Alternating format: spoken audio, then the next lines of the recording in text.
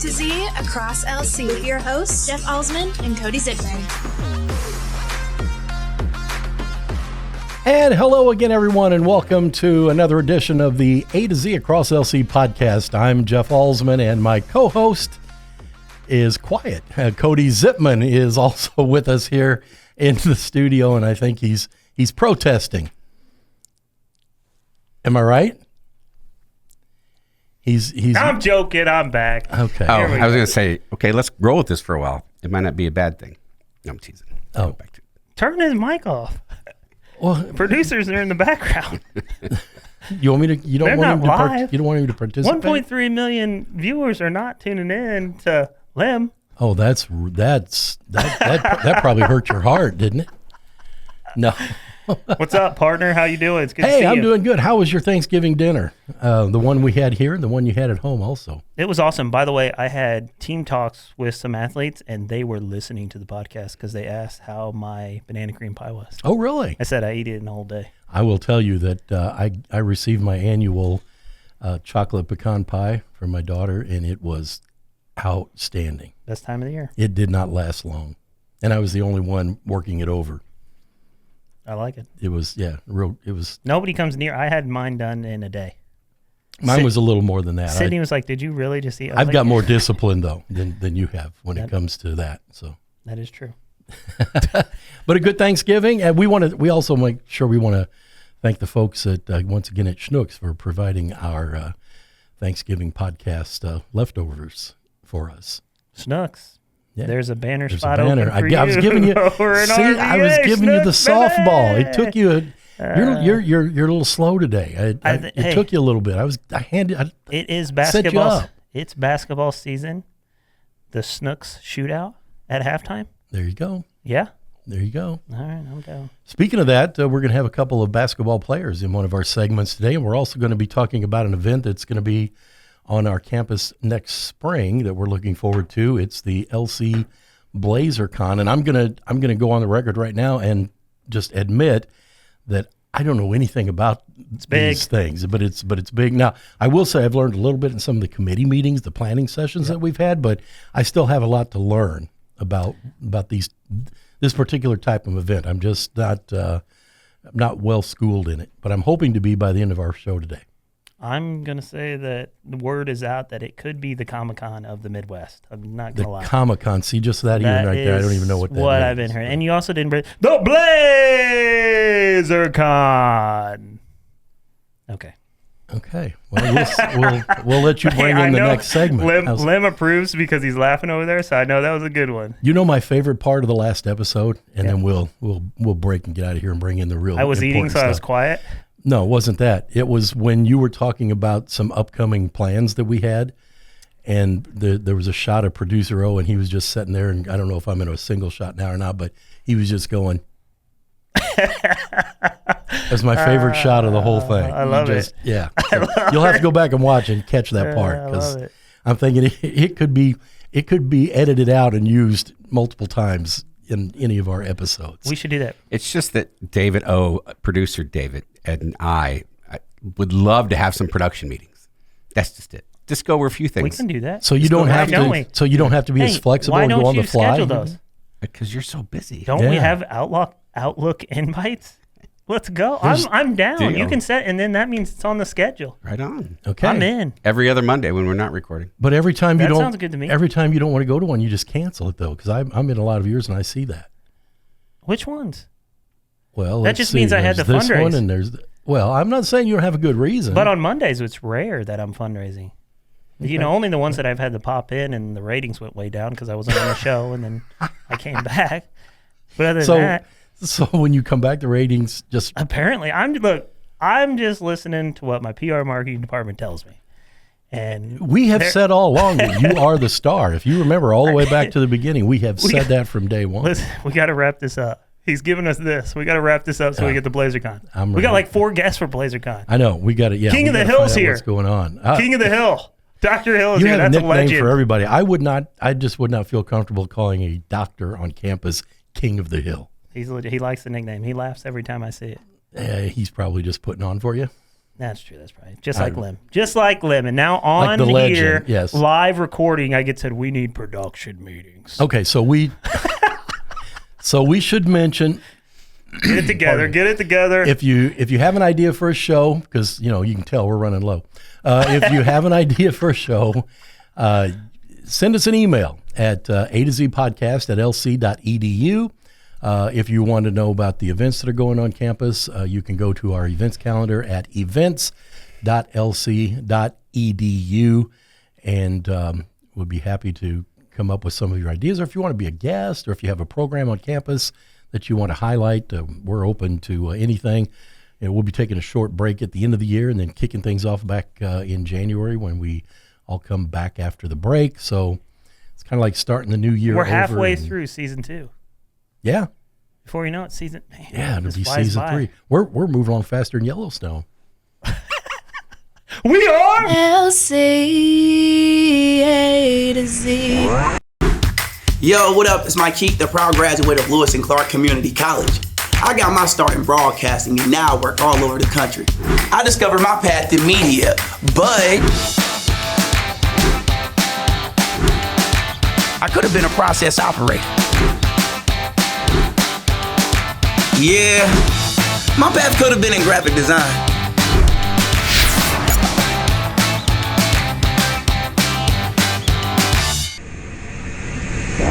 And welcome back to the A to Z Across LC podcast. Jeff Alsman here with you, as is Cody Zipman.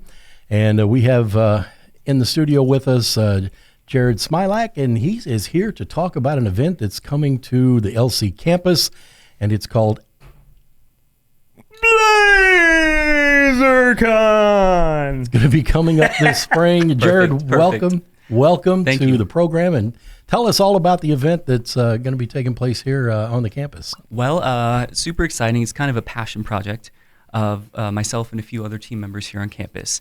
And BlazerCon is a comic and pop culture convention right here on the Godfrey campus.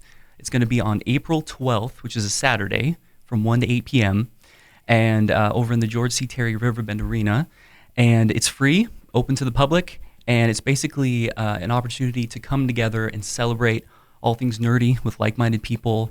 We're going to have food trucks, we're going to have vendors, we're going to have anime, we're going to have video game tournament, Smash Bros for those gamers out there, costume contest with prizes. We're partnered up with Anime St. Louis, which I think they'll be on a little bit later on the podcast. But we're just super, super excited for it. We've been working on it for a while now, and it's for faculty, staff, students, and the community all together. We just want people to come out, have a good time, and celebrate all things nerdy. So I have two questions. We'll start with this one. Who came up with the idea to do this? How was it originated? Well, I think we were having a weekly staff meeting in my department, marketing and PR, and I was like, man, it'd kind of be cool if we had our own convention on campus. We have some, kind of local conventions, but sometimes you have to cross the bridge over into St. Louis for them. And like, if we had something local, that would be awesome. And if we put it on ourselves, and it was just kind of a nugget of an idea.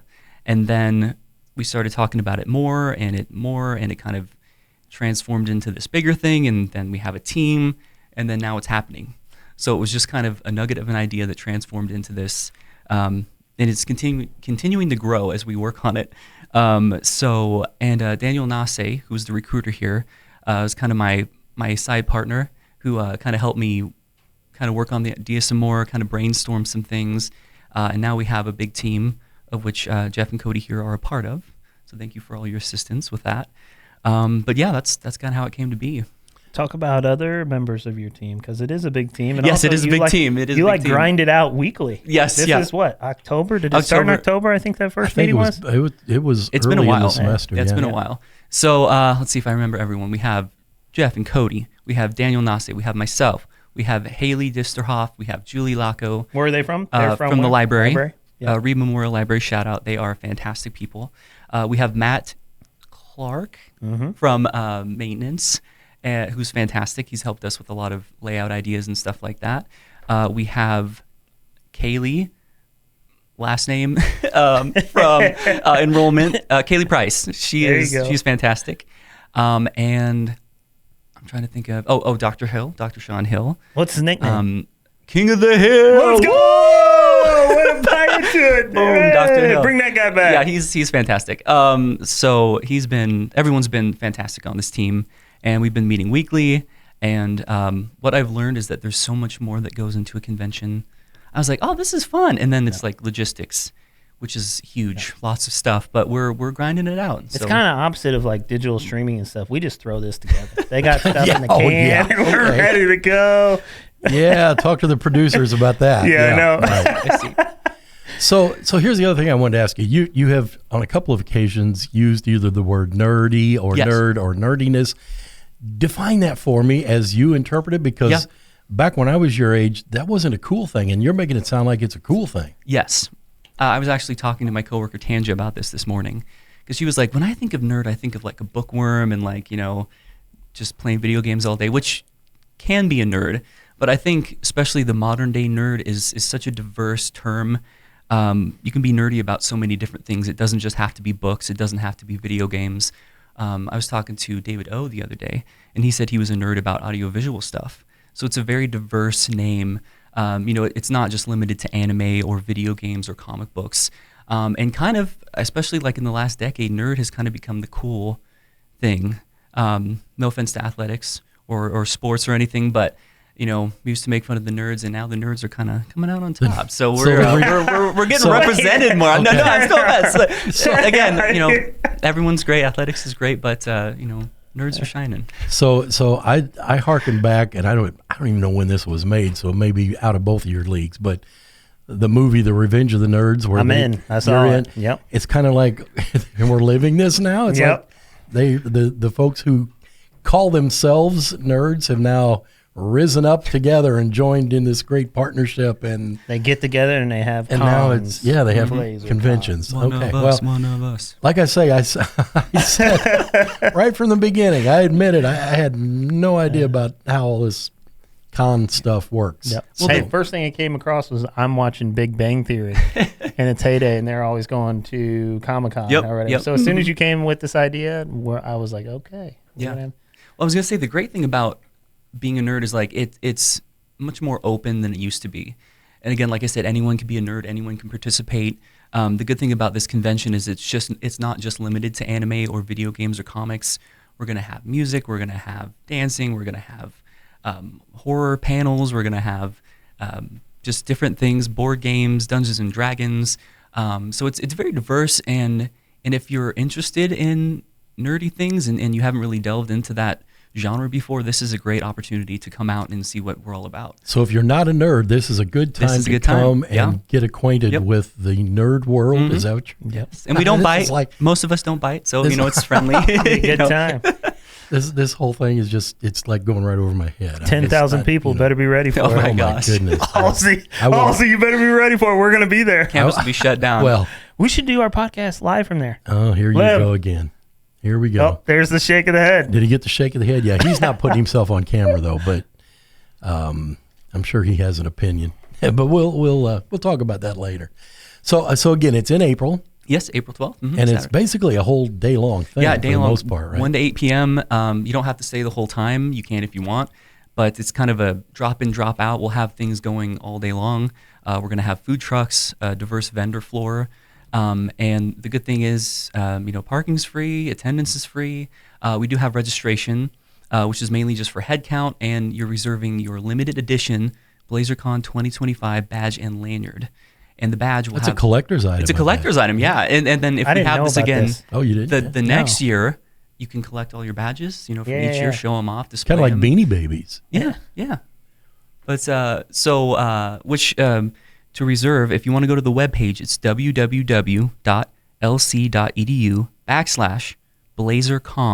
www.lc.edu/blazercon.html. Say it again. Make sure say you it put again. the Yeah, say that HTML. again. We'll So it's- flash it up on the screen. It's Say it again.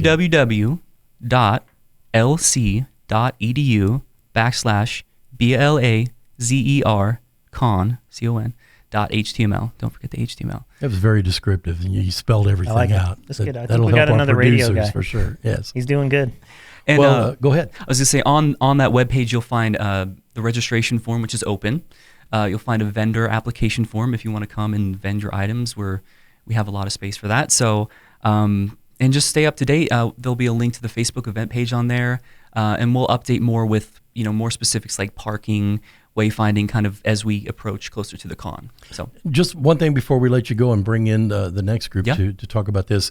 We don't want to go over all the rules, but a couple of the rules that we probably want to throw out there and let people know about early. And I'm sure they can find all this on the forms. There are some of these, this at least, is a costume participation type thing.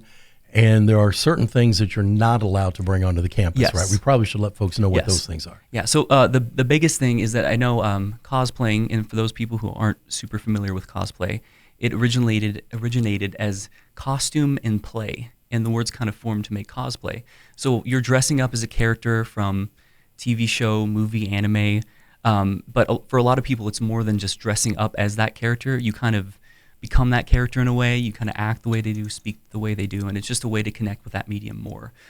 But with cosplaying, there are rules that come with that. Important things right off the bat are cosplay weapons, no firearms of any kind, plastic, wooden, anything that resembles a firearm is prohibited. Even if it has an orange tip, not allowed. We have certain prop weapons are okay. I want to say like cloth, cardboard, foam, but anything hard plastic or wooden is not allowed. So while that may restrict some cosplays, we're just trying to maintain a safe campus atmosphere for everyone involved. And again, on the attendee registration form, there is a link to all of the BlazerCon policies and convention rules, which you can look through and for any specific information that you need there. And it is also billed as a family-friendly event. Yeah, absolutely, family-friendly event. Bring the family, Consider that when you're selecting your costume as well, I suppose. So just, keep it classy, because there will be kids there. And just come out and have a great time. We'll have stuff for kids, too. We'll have board games, card games. We'll have some lawn games.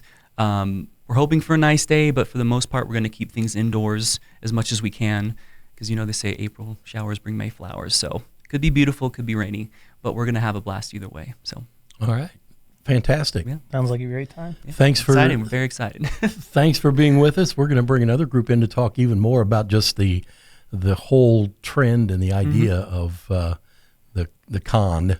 I guess is that right? Yeah, is that how you say it? You're on it. All right, I'm getting there. You're on it, legend. You're learning. You want to take us out? Yes, yeah. We are LC A2Z. Yo, what up? It's Mike Keith, the proud graduate of Lewis and Clark Community College. I got my start in broadcasting and now I work all over the country. I discovered my path in media, but I could have been an electrician.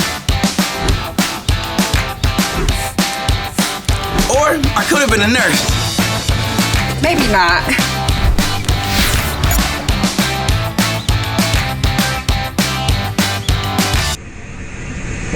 Welcome back to the A to Z Across LC podcast. Jeff Alsman here, Cody Zipman as well. We're going to continue our discussion about the LC BlazerCon. With us now in the studio is Dr. Sean Hill, who is the Dean of Students here at the college. And he's brought a guest in for us who is like the walking encyclopedia of everything con. The Dean of Cons. The Dean of Cons. That's perfect. She knows things. Yes. I do know things. That's Mandy Higgins, and she's also connected with Anime St. Louis. So both of you, welcome to the podcast. Thank you very much. Thank you. It's a pleasure. So I'm just going to kind of throw it open because everything that you say is going to educate me in some way today as it relates to cons. So tell me how you got involved. We'll start with Mandy.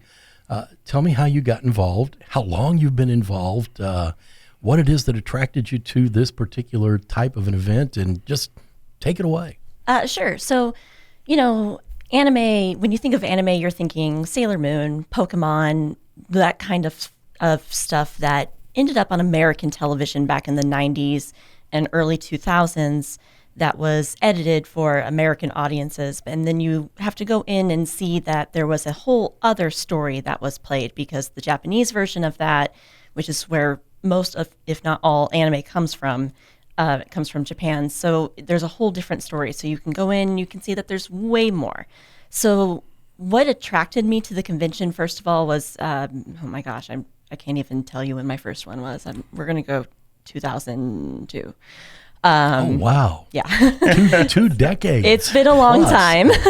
And I remember my mom and dad taking me up to Chicago for a Anime Central convention. It was my very first one. And I was just enthralled with the voice actors who were right there in front of me. I mean, celebrities in my head, and just everyone who was there as a family. It was, not just people that you don't know. It was friends that you haven't met yet. So everyone was welcoming and wonderful. And then you had this giant room where you could go spend all of your money on things that you don't need. And it was just a great time. And then I saw all these people dressed up in costumes, and I said, oh my gosh, I want to do that. So I sewed myself a costume, and I bought myself a very bad Halloween store wig, and I wore it to the next convention, and it kind of just went from there. So you began homemade. Yes. Is that kind of what folks do normally? Typically, you'll see them homemade. Now, there is a little bit of a market for it now, so you can just type in something, especially if it's popular. You can just type that into the internet and get cosplays off of Amazon or other sites that will sell those items to you, because I don't sew anymore. So all of my costumes are bought and modified in some way. And then we kind of go to each other for wigs and that sort of thing. Like if I need a wig for something, I will go to a fellow cosplayer and say, hey, where did you get the wig for this character? Because I need one. And so we'll kind of recommend each other to each other for what we do. Now, with Anime St. Louis, it was a little bit different. Anime St. Louis is held in late April. It's in St. Charles, Missouri, and we very much welcome you to come. Last year, we had 8,800 attendees, and this is our 20th anniversary, and we have big, big things planned. So please come on out for that. But I started volunteering for the convention because I just wanted a different side of things. I wanted to see how things work. And then it turned out I was really good at it. So they kept me, and 10 years later, I'm now directing one of the departments for the convention. So it's been a journey, but I've gotten lifelong friends and family from it, and people that I wouldn't want to replace for anything. So wow, well, congratulations! Sounds like you love your job too. It's like, yes, I do. I do love doing it.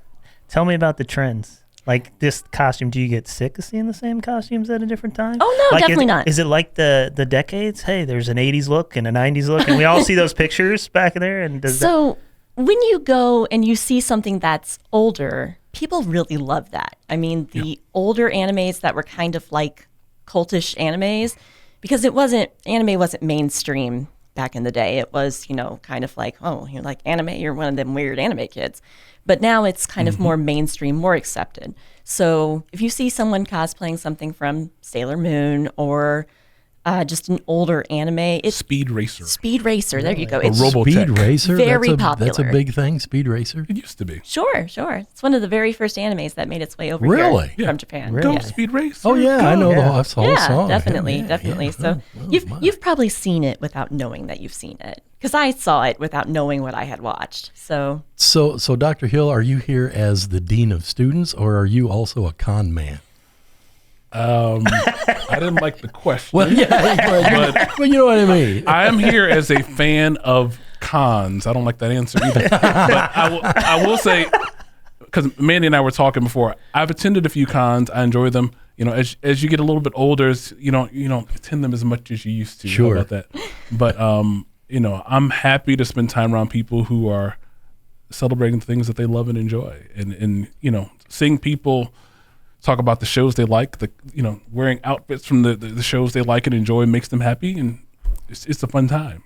And that's what it's all about. It's all about celebrating this medium that has changed our lives. I got back from a convention yesterday, and we were talking in the car ride on the way back about how this particular show, and it's not even technically an anime, has changed our lives. And I've been so grateful for the creator of the show and the people who worked on it this whole past year, because it has changed my life.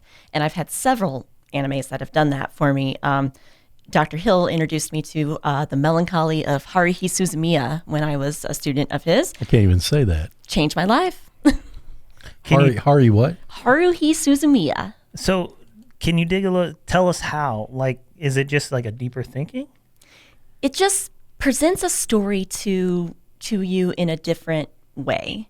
It just shows you something that you may not have expected. You know, you turn on the TV nowadays and you see a lot of the same rehashed stuff. Now you jump into the anime universe and you're going to find magic and Gundams and all kinds of stuff that you didn't know maybe existed. So it just brings a different perspective to things. Okay, you're going to have to define Gundam. I don't know what that means. So there was a show, Gundam Wing. It was hugely popular, and it was about giant robots that fight each other. Oh, sort of like battle. You know, the guys in the ring that you just push. I know what you're talking about. Rock'em Sock'em Sock'em. So that was the beginning of Gundams. Is that what sort of? They're giant robots that kind of fight each other, and there was a whole story. But now you can go to an anime convention, go into the hall where you buy things, and you can buy yourself your own Gundam, take it home, put it together, paint it, and then spend lots of more money on it. Yeah, see, Wow, in the U.S., people knew Robotech because Robotech was, Mandy was talking about earlier. Robotech was really a Japanese series that got sort of mashed together for an American audience. The storyline was changed, but Robotech was kind of also a precursor for Transformers. I was almost going to ask that. Okay. So Yeah. Transformers. Yeah. So we probably have a lot of this then that me and him would probably have seen, but it's just matched for us. Well, not so much anymore, because when it started coming over here, it was, the American audience, poor American audience, wasn't ready for certain things like, LGBT representation because it was back in the 90s. Nowadays, that stuff is more mainstream, so it's not edited as much. So if you turn on Netflix at any given time and you go search the anime category, you will find probably hundreds of animes on there. Hulu's the same way. So all of that stuff is streaming now and it's available. So it usually starts as what's called a manga. Manga's a Japanese comic. It's read backwards, left to right. And that manga, if that story is good enough, it will get turned into an anime. They'll bring in people, they'll do work on it, and then they'll release that for audiences. So I've read a lot of mangas that will never make it to an anime, which is unfortunate, but that's okay. And then I've seen a lot of animes that are really good and definitely deserved everything they got. So definitely. So what are some of the costumes that are most popular? And since you guys are so well versed, what should Cody and I go as if we attend? I don't know, Dr. Hill. You think they could be We're Sailor going to be Moon? there. Help us out. going to be Help us out. No. No Sailor Moon for them? I'm going to go with a firm no on Sailor Moon. No. I don't have any idea what Sailor Moon We'll have is, to look but it up. Sounds like it's probably not for me. It's a magical girl anime. That's probably not for me. So we'll find something for you, I'm sure. It just has to come in a big and tall. That's the only thing. So. We'll make it work. Can I do an Amazon, like just anime Sure. costumes? Anime cosplay, you'll get all kinds of interesting results. And it doesn't have to just be anime though. So it could be when you go to these cons, you'll see people dressed as like Star Wars, Star Trek. You see people dressed as fantasy characters. So it may not be anime, but it may be like Lord of the Rings is your thing. Yeah. Okay. It could be that the bunch of other shows and universes that people dress up as and represent. And so, I mean, the idea is to just show your nerdiness and love for something. I saw this past weekend's a great example. It was not an anime convention, but more of a pop culture convention. So I saw Star Wars people and Lord of the Rings and Dungeons and Dragons and I mean, even things that I don't recognize, Disney and just everything was kind of represented in the 75,000 people that were at this event over the past weekend. Yeah. I'm telling you. I'm kind of thinking I want to go as the little Monopoly man. Is that like trendy enough to, is that... if that makes you happy, you can go with the little Monopoly. You would be so surprised about the amount of people who would come up and recognize you and say something. Really? Yes. I feel like it's a completely open event. Something positive. Oh, Yes. Okay. Yeah. Oh, okay. I'm just Because they'll be glad that you're there and sort of dressing up and kind of participating in that. Yeah. But it's more than just dressing up. Yeah. You kind of got to act the part too. Yeah. So, if you're going to hand out money to everybody, we really appreciate we'll scratch that. Let's find another character then.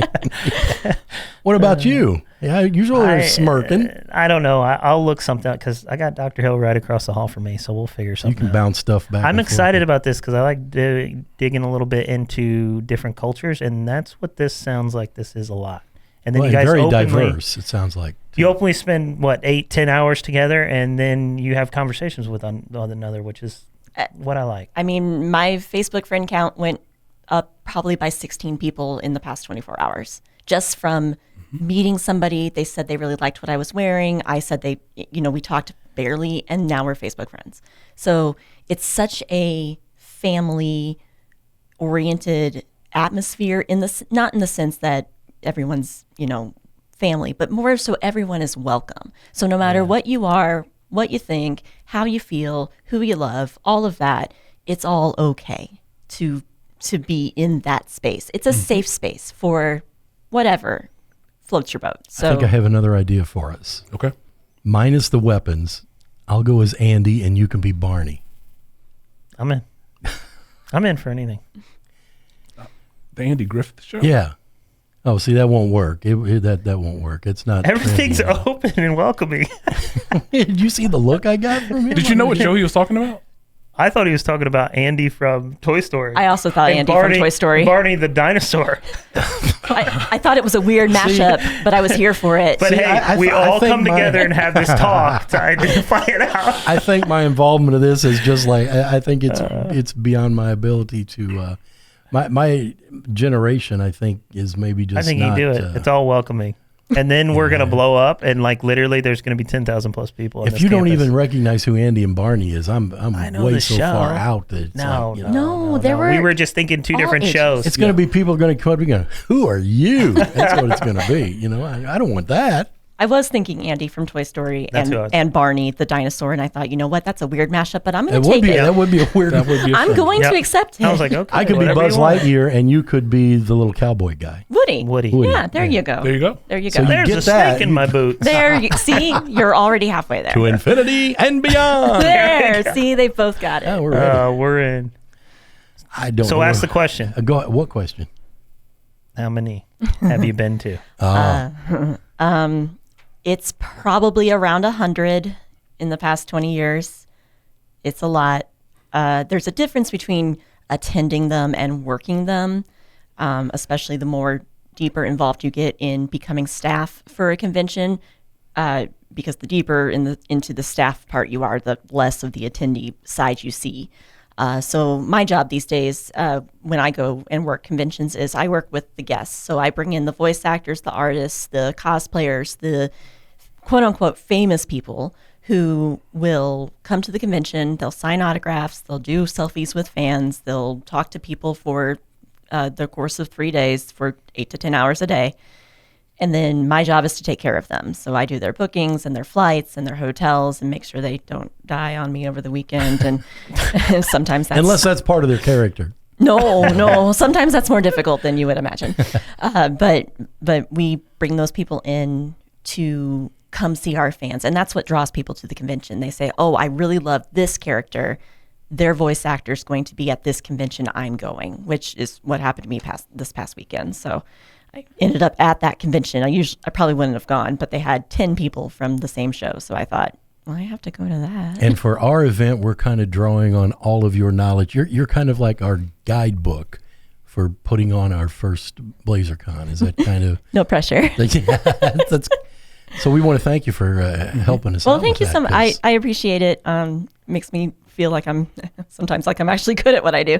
So, well, they definitely weren't coming to me. That's all. That's pretty clear. But it's a welcoming of all ideas. Like we want to hear everyone's ideas for the event. So I'm really excited that Lewis and Clark is getting an event like this because it's wonderful to get that sort of thing out there to the community for free. Because to attend an actual anime convention costs money because you have to buy your registration. So to have an event where it's free and it's open for families and it's open for everybody is a great jumping off platform because you're introducing the newest part of the fans into the fandom. And then they will say, oh, well, I went to that. Now I want to go to bigger conventions and bigger conventions. And then you end up at Dragon Con with 100,000 people around you. So it's something for sure. It's kind of a magical experience almost. It sounds like quite an experience. It really does. Well, thank you very much for being with us No and problem. for the help Thank that you. you're providing along the way. And Dr. Hill, for all your input. I'm sure you're having questions bounced off you as well. What can we do? What can't we do? How can you guide us and direct us down the path of being able to bring this to the campus? It sounds like it could really be a huge event. I'm thinking you're going to be booking every building we have one day. We might be. Can you imagine that? That would be wild, wouldn't it? Brad would love it. Yeah, well, we'll have to have security and to talk. And I'm sure they're in all the process now, so they know Brad what would else love is it. going on. Well, I guess we probably need to move along and talk about some women's basketball. What do you think? Should we have Dr. Hill Come on. take us out? Thanks again so much for being with us. Thank you so much. Thank you for having us. We are LC A2Z. Yo, what up? It's Mike Keith, the proud graduate of Lewis and Clark. I got my start in the radio program that put me on the path to where I am today. We still do radio, but now we're so much more. Podcasting, producing, and editing, not to mention new equipment, studios, courses, and a new name. If you want to work in professional media or create better content for the things you love, do like I did and discover your path at Lewis and Clark Community College. Enroll today at lc.edu. Welcome back to the A to Z Across LC podcast. Jeff Alsman here, Cody Zipman along as well. We've got two members of the women's basketball team with us for this segment. In fact, they are co-captains for this year's team. We have Cora Causey and Abby Kreitner with us. Ladies, welcome to the A to Z Across LC podcast. Can I introduce him? Yeah. Cora, Causey, and Abby Kreitner. Public address announcer Cody Zipman with the introductions there. Thank you for that. They're used to that on the court. Oh, I know. Well, if I was on the With, court, like, you that's what I would have given and them Daniel, I on know the you court. would. Yes. I thought you'd intro In like fact, that. just the other night we had that. But I know. I'm I thought trying you'd to- come into that. Trying to maintain a little, They told me you were slacking. Cora Causey. well, don't ask me to do Abby it for free Kreitner. again then. What's up, guys? Enough of that. Cora and Abby, welcome to the program. Thank you. Glad to be here. So don't be afraid to speak up. I'm going to turn Get you in that over mic. Here. Everybody wants to hear you. Get They don't wanna- excited. They don't want to hear us. They want to hear you guys. Tell us about the women's basketball teams, the ups and downs, kind of the way the season has gotten off to a start for you and what you're looking forward to, especially after the break, after things. Of course, you guys play right through the break, but kind of tell us how things have been going.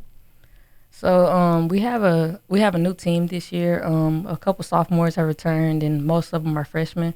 So we're playing a lot of D1 JUCOs this year, so a lot of tough competition, a lot of intense games and stuff like that. A lot of teams we played are all ranked and stuff, so we've taken a lot of L's, but we've learned a lot from them, a lot of potential in our team. So we're not too far behind from getting a lot of dubs. So it's a good team. I'm really excited to play with everyone. It's really fun out there. We have a great bond. Everybody's having fun and stuff like that.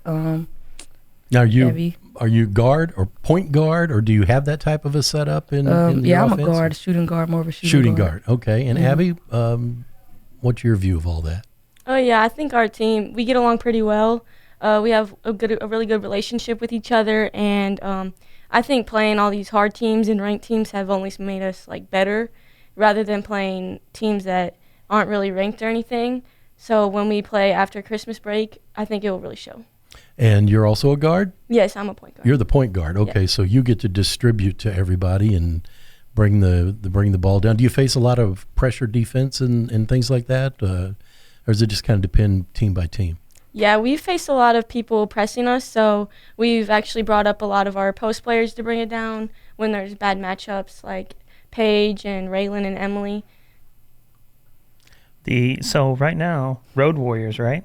Yeah. I mean, till recently, not only are you playing hard teams, D1 teams, but you're out there on the road in their house. Can you tell us about that atmosphere? So like the first part of the season, I don't even know how many games it's been, but we were on the road for a long time. We also took a trip to Chicago. We came home with a dub in Chicago. We won one, lost one. But on the road, it's pretty tough, especially like when it's like a 3-hour drive. You have to get off stretch and just go right into a game, a big game at that, and face a tough team like that. It's pretty tough. But with the bond we have and the group of girls we have, it's just pretty fun. It's a cool experience to just stay together and just go to war with them every game. So I saw some of those photos out there on the line, the Insta. Where did you stop at on the way out? It was a pretty cool facility you stopped at, didn't you? Practice? We went to Bradley University. We got to stop there. They let us off to stretch our legs, practice, shoot around a little bit, and then we took off to our game. And yeah, it was pretty fun. And the city trip was good? Yeah. Mm-hmm. Very cool. Very cool. Now you're back home, right? We're on a little bit of a stretch back home? Yeah, a couple games up until the Christmas break. Very cool. So tell us a little bit about your background. What high schools are you guys from, each of you? Abby, we'll start with you. I'm from Stillville High School. It's a small town in Missouri. I graduated with like 60 people in my class. So our teams were always pretty small. So it was kind of like we usually only had a varsity team. And you play like every sport there is since it's so small. Like I played basketball, volleyball, I did track and softball. So you stayed busy all year long. Yeah. Okay. And Cora? I'm from Memphis, Tennessee. I went to Whitehaven High School. It's a pretty big school in Memphis, like one of the top schools. It's known for sports, mainly football, but our women's basketball team, the year I was there, we went to sub-state. We lost our sub-state game, the game right before state. So we had a pretty good season. Great team. It was fun playing with all of them. So it was like a pretty good experience. How much difference is the competition level between your high school game and your college game now? I mean, how much have you had to ramp things up to? I would say that, like, in college, you really have to, like, get it for yourself. Like, at the end of the day, it's a team game, but, like, especially playing JUCO basketball, you have to want it. Like, you have to have heart. Like, because if you don't have heart, then they're going to run right over you, especially with the pressure you face on defense and stuff like that. Like, with being a sophomore and stuff like that, like, they're dogs, and they don't care about how you feel. So you just have to go get it yourself and you can't feel sorry for yourself. No mercy. No. No mercy. No, yeah. Not at all. And do you find it's a whole lot more difficult, Abby, at this stage as opposed to high school play? Yeah, there's a lot more competition. Like, if you're messing up during the game, there's someone there just to take your spot. So you always got to make sure you're ready. So it's one thing to be the big fish in the little bowl and then all of a sudden be just one of the fish in a much bigger bowl when you get to the college level. Will you play any of the other sports here that you also played in high school, or are you going to be basketball only? Just basketball. Okay. So tell me about, you guys are captains. We know the intensity has rocked up other than from when you were in high school, but then only that, you're also talking about college classes. How is it balancing all that? Because obviously as captains, right, you're carrying, I'm sure you got to carry extra duties to help the team and stuff, but then also balancing a new level and then also your class. Yeah, you just have to, like, make sure you're ahead, especially, like, being on the road for away games. Usually, me personally, I try to do all my homework ahead of time. I'll go to the library and just sit down in silence, get all my work done, like, maybe the week ahead before big games and stuff like that. You just got to stay ahead, know your due dates of homework and tests. Communicate with your teachers. That's a big thing for me. Make sure that they know that you're an athlete and that, you know, you have a lot of stuff going on, and they'll work with you for sure. We have great teachers here at Lewis and Clark, so communication Shout is out key. Faculty on the podcast. I like it. Yeah, communication is key. So do you pay any attention to your stats at all? I'm just curious. If I was an athlete, I'd be checking out my stats after every game. I bet you did too. I never looked at them. Okay, I didn't believe that for a minute. Do you ever think about that or look at that as say, you know, I'm averaging 10, 12 points a game or 8 points a game or 3 steals, or you guys aren't out there to rebound as much. You probably get a few here and there, but do you worry about that at all, or do you keep track of any of that? Do you ever go to the website and see how I compare to other players or anything? Well, it's always in the back of my mind. I try not to, like, get in my own head about it because, you know, if you have a bad game, obviously you don't really want to look at the stats and compare yourself to others. But I always keep it in the back of my mind. And as a team, we're actually doing pretty good. We're ranked in a couple things, like we're top 4 in the country in defensive rebounding. So I've been really proud of that effort as a team. We get a lot of threes out of our offense and stuff like that, a lot of free throw attempts. So we're pretty ranked on, like, some things like that. But we have a lot of work to do, but I'm really proud of our team. And how about you, Abby? Do you obviously, I know it's team first, I know that, but I mean, does it Does it? Do you have goals that you set where I'd like to at least be at this level in either points per game or not turning it over as a point guard or getting to the free throw line or any of those kinds of things? Yeah, I do try to look at my stats sometimes. After a bad game, I try not to, as self-confidence does go down. They both have the same feeling about that. Yeah, but I think setting goals for stats is a good idea, just for your team to push and get better, especially for, like, I'm a point guard, so I try to decrease turnovers. I like to have a lot of assists, try and get the post to score. I like to get the ball down low. And we do lead in free throw attempts taken. We have Emily, she's at the line a lot to shoot free throws, Paige and Raylan as well. So that means you're getting the ball inside a lot probably, and folks are doing a good job of positioning and strength, getting it up and getting to the free throw line. And are they making a lot of the free throws? Uh-oh, it got quiet. We're still working on that. You weren't supposed to ask that. We'll have to edit that part out. Uh-oh. A lot of coaches, and you guys may, they'll shoot like 100 free throws at the end of every practice. Do you guys ever have to do any of that to just, the repetition thing and the muscle memory and get to a point where you can shoot them with your eyes closed and all that kind of stuff? We definitely put in the work, like everything we do, work hard at practice. We have a great coaching staff. It's very intense, but we're human, of course, so we make a lot of mistakes, but we definitely put in the work, and our team is a really hard-working team. So do you feel worse as a point guard? Do you feel worse if you make a bad pass, or do you feel worse if the ball gets stolen from you? Because that's your job to protect that ball and find the open person and get it off to the next person. Believe it or not, when I played, wasn't at this level, but I was a point guard too when I could move a little bit more than I can today. My favorite thing was to make a cool pass. I didn't even care if I ever scored, but if I could make a cool pass, that just did something to you. You really felt like that was your contribution. Is that kind of how you feel as a point guard? Yeah, I like to make cool passes, I guess. That's simple That's enough. my goal. So you get it to her, and she fires it up, and everything's good. Is that how it works? Usually. You're supposed to every time. Every time. Cora's a good shooter, so I like to get the inside-out look with Cora.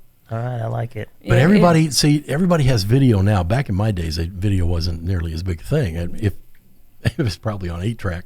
But, it's like everybody knows now that you can handle the ball. They know she can't go to her left, she can't go to her right, whatever it might be, can't cross over or whatever. And, if they know you're a good shooter, they're going to have somebody on you. So it's tough to be able to get that person in position to get the ball to them so where they've got a good look at the basket. And it's all on her to be able to do that, I guess, right?